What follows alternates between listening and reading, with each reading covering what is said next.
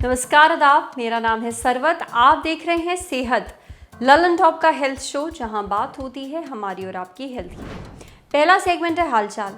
आज बात करेंगे औरतों के सामने आने वाली सबसे बड़ी चुनौती की, बेटा कैसे पैदा होगा। दूसरा सेगमेंट है तन की बात। नींद में आपको एक झटके का एहसास होता है और आपकी आँख खुल जाती है, कभी सोचा है ऐसा क्यों होता है। और तीसरा सेगमेंट है खुराक, यानी एक झकास सी हेल्थ टिप। आपके बर्तन आपको बीमार कर रहे हैं। सेहत में हम आपसे कहते हैं कि आपको कोई भी मेडिकल प्रॉब्लम हो, स्वास्थ्य से जुड़ा कोई भी सवाल हो तो हमसे पूछें, हम आप तक सही जानकारी लाने की पूरी कोशिश करेंगे। तो भाई एक सवाल है जो पिछले 2 महीने में लोग हमसे खूब पूछ चुके हैं, पर सवाल इतना ज़्यादा मुश्किल था कि हमें समझ में नहीं आ रहा था कि इसका जवाब दें कैसे। क्या है वो सवाल? यही कि बेटा कैसे पैदा करे। हमें कई मेल्स आए जिसमें लोगों ने हमसे ट्रिक्स पूछी हैं, ट्रिक्स बेटा पैदा करने की। एक व्यूअर हैं, बाराबंकी की रहने वाली हैं, शादी के 7 साल हो गए हैं, 2 बेटियां पैदा हो चुकी हैं। उन पर घर वालों को बहुत प्रेशर है बेटा पैदा करने का।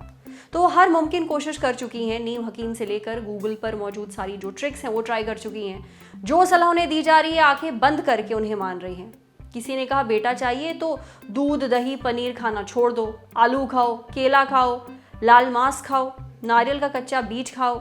और ऐसा सिर्फ इनके साथ नहीं हो रहा है, हिंदुस्तान में करोड़ों औरतों से ऊल जलूल जो है चीज़ें करवाई जाती हैं ताकि सुपुत्र पैदा हो।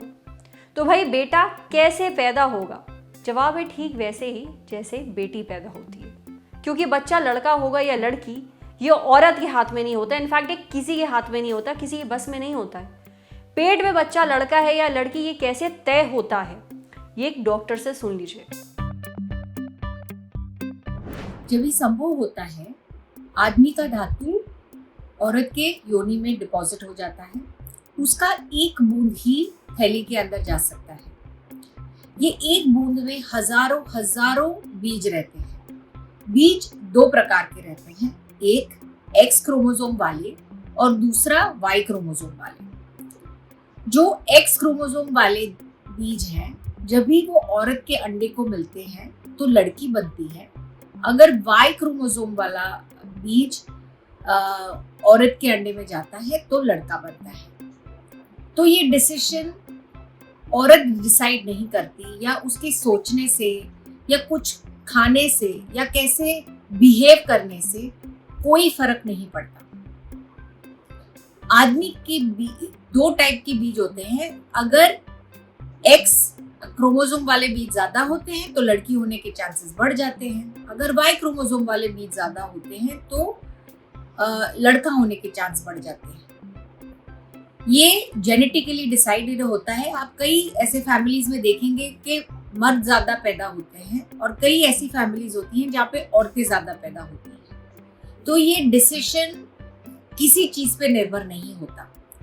इसीलिए जब हमें कोई पूछता है कि हमको बेटी चाहिए डॉक्टर साहब, हम क्या करें तो बेटी होगी, या डॉक्टर हम क्या खाएं तो बेटा पैदा होगा, या हम क्या करेंगे तो लड़का या लड़की का ये जो चॉइस है हम कर पाए नेचुरली, ऐसी कोई भी चीज नहीं है जो हम पहले से डिसाइड करें।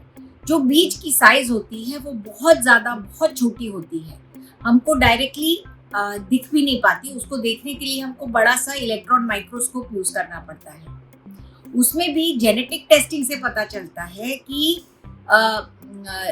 एक्स वाला बीज कौन सा है और वाई क्रोमोसोम वाला बीज कौन सा है। तो ये बहुत ही सोफिस्टिकेटेड टेस्ट है और वो बहुत मुश्किल होता है, उससे नेचुरल कंसेप्शन नहीं होता।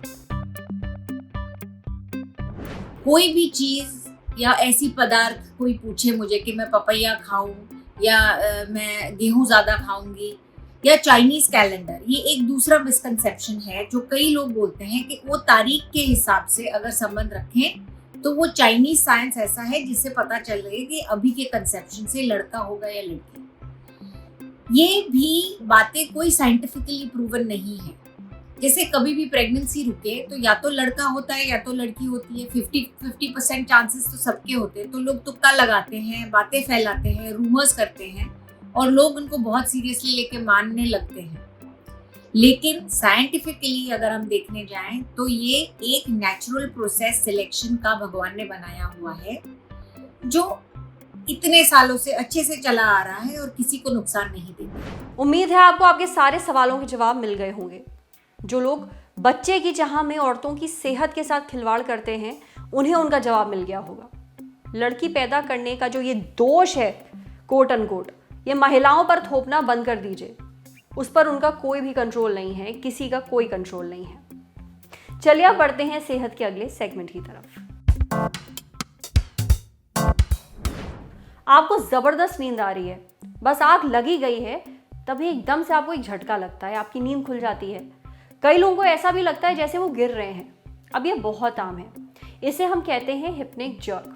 रिसर्च की माने तो 70% लोगों को ऐसा लगता है। अब ऐसा क्यों होता है? साइंटिस्ट किसी एक पुख्ता वजह तक पहुंच नहीं पाए हैं, मतलब किसी एक वजह का पता नहीं चल पाया है। इसके पीछे कई कारण हो सकते हैं, जैसे एंग्जाइटी और स्ट्रेस।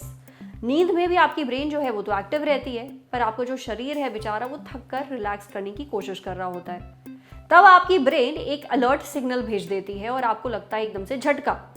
इसके अलावा अगर आप सोने से पहले कैफीन या निकोटीन का सेवन करते हैं, यानी कि आप सिगरेट पीते हैं या फिर कॉफ़ी पीते हैं, तो भी ऐसा होता है। सोने से पहले अगर आपने एक्सरसाइज की होती है तो आपकी जो मांसपेशियां हैं, जो मसल्स हैं और जो आपकी ब्रेन है, वो इतना जल्दी रिलैक्स नहीं कर पाती हैं, नींद के लिए तैयार नहीं हो पाती हैं, तब भी ऐसा होता है।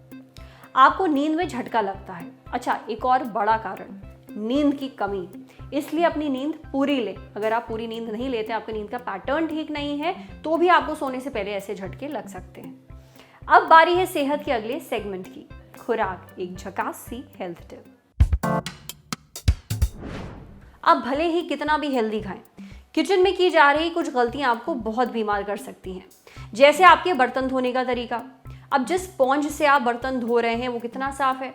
सिर्फ पानी से निकाल लेना काफ़ी नहीं होता है, उस पर कितने सारे बैक्टीरिया कॉलोनी बनाकर बैठे हैं, आपको अंदाज़ा भी नहीं है। तो फिर क्या किया जाए? सिंपल, स्पॉन्ज इस्तेमाल करने से पहले 2 मिनट के लिए उसे माइक्रोवेव में रख लीजिए। पर ध्यान रहे, उस समय स्पॉन्ज जो है वो गीला होना चाहिए। बहुत ज़्यादा गीला नहीं, हल्का गीला होना चाहिए। निकालने के बाद उसे थोड़ा कूल डाउन करने के लिए छोड़ दीजिए और एक बार वो कूल डाउन हो जाए, उसके बाद उस स्पॉन्ज से अपने बर्तन धोइए। तो आज सेहत में इतना ही। अच्छा, अगर आप एक डॉक्टर हैं और हमसे कुछ शेयर करना चाहते हैं, तो जो ईमेल आईडी इस वक्त आपको अपनी स्क्रीन पर दिख रही है, उस पर हम एक मेल भेज दीजिए। कैमरे के पीछे हमारे साथ हैं राशिद। ये वीडियो फेसबुक पे देख रहे हैं तो हमारे फेसबुक पेज को लाइक करिए, यूट्यूब पर देख रहे हैं तो हमारे चैनल को सब्सक्राइब करिए, बेल आइकन पर ज़रूर क्लिक कर दीजिए ताकि जब भी हम कोई नया वीडियो अपलोड करें तो उसका नोटिफिकेशन आप तक सबसे पहले पहुंचे। शुक्रिया। लटक, धरने पर चले और जहां पहुंचे वहां अनुप्रास और तुकबंदी के दरवाजे की सांकल हिला दे।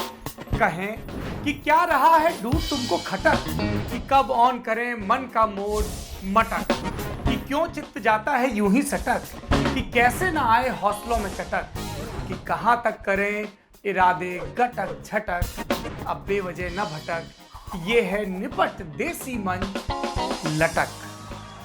पर यूं ही कहना होता तो पुराने रोग दफा करने की जरूरत क्या थी। तो बात यह है कि लल्लन टॉप हमारा है और हम बनता है मैं और तुमसे। उसमें भी मैं घटता रहे, तुम बढ़ता रहे, तभी बात दुरुस्त है। वैसे तुम में किसी को तुरशी लग सकती है, यूं बात आप कहने से भी बन सकती है। आपकी प्रतिभा के लिए आपका लल्लन टॉप लेकर आया है एक लोकतांत्रिक मंच जिसका नाम है लटक। लटक शॉर्ट फॉर्म है, फुल फॉर्म है लल्लन टॉप का से कबूतर इमला में, का से कुल्फी शिमला में, लेकिन लल्लन टॉप में का से किस्से, कविता, कॉमेडी और सब किस्म की कलाकारी। तो लटक है नए कलाकारों का अड्डा, वो जगह जहां आपका डेब्यू कई दरवाजे खोल सकता है। तो फिर दे दो दस्तक, भेजो अपनी कलाकारी लटक के पेज पर फीचर होने के लिए। हमारा पता है latak.lallantop@gmail.com। अब सुकून के लिए भटक मत, लटक।